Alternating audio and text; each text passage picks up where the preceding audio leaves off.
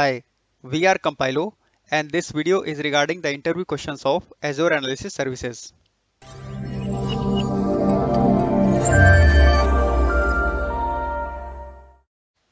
Why is it important to keep an eye on properties pane of the model in Azure Analysis Services?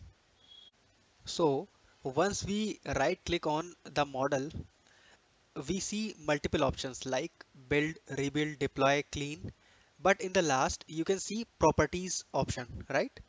So under the properties, we see multiple options like processing option, transactional deployment, then server addition, database, model name, version, etc. Now, if we want to deploy it to some Azure analysis services, then it is of utmost importance that we replace local host with the server name.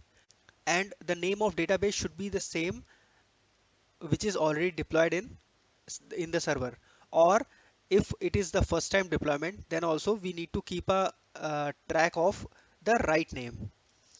Along with this, we have an option of processing, where as you can see on the screen, we can choose do not process also, right?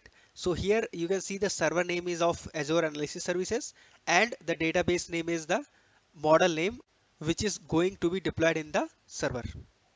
So that is why it is of utmost importance that whenever we start our deployment process, we should always check the properties pane to confirm whether the processing option is right, server name is correct, and database name is correct. So that's all about this video. Thank you.